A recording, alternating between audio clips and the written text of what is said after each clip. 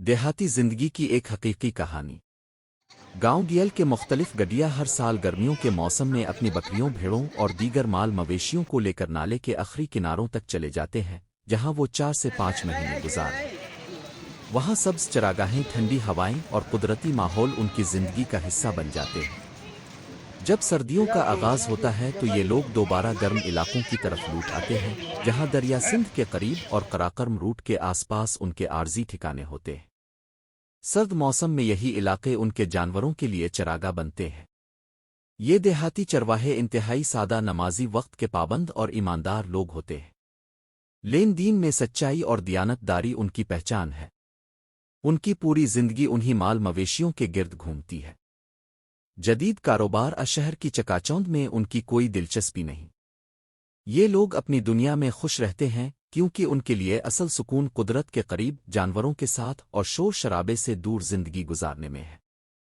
اگر سچ پوچھو تو ان کی سادہ زندگی میں وہ سکون ہے جو آج کے مصروف اور مصنوعی ماحول میں کہیں کھو چکا ہے۔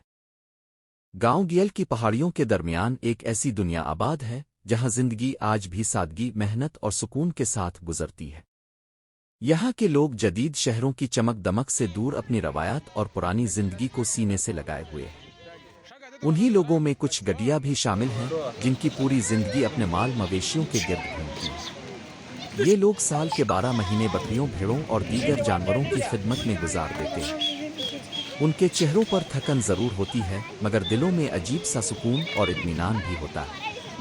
ہر سال جب گرمیوں کا موسم شروع ہوتا ہے اور گیل کے ندی نالوں میں برف پگھلنے لگتی ہے تو گاؤں کے مختلف گڈیا اپنی بکریوں اور بھیڑوں کو لے کر نالے کے آخری کناروں کی طرف نکل جاتے ہیں۔ یہ سفر آسان نہیں ہوتا۔ اونچے پہاڑ، پتھریلے راستے، تیز بہتا پانی اور کئی دن کی پیدل مسافت ان کا مقدر ہوتی ہے۔ مگر ان چرواہوں کے قدم کبھی نہیں رکتے کیونکہ یہی ان کی زندگی ہے اور یہی ان کا روزگار ہے۔ ان گڈریوں میں ایک نوجوان چرواہا بھی تھا جس کا نام رحمت خان تھا۔ رحمت خان اپنے والد کے ساتھ بچپن ہی سے مال مویشی چراتا آیا تھا۔ اس کی زندگی کا زیادہ حصہ پہاڑوں، چراگاہوں اور ندی نالوں میں گزرا تھا۔ وہ زیادہ پڑھا لکھا نہیں تھا مگر عقل، شعور اور ایمانداری میں بڑے لوگوں سے آگے تھا۔ رحمت خان صبح اذان سے پہلے اٹھ جاتا، ٹھنڈے پانی سے وضو کرتا اور پہاڑوں کے درمیان فجر کی نماز ادا کرتا۔ نماز کے بعد وہ اپنے جانوروں کو اکٹھا کرتا اور سبز چراگاہوں کی طرف نکل جاتا۔ پورا دن وہ جانوروں کے ساتھ پہاڑوں میں گھومتا رہتا، کبھی کسی بکری کو پانی پلاتا، کبھی کسی بیمار بھیڑ کا علاج کرتا اور کبھی کسی گمشدہ جانور کو ڈھونڈنے نکل جاتا۔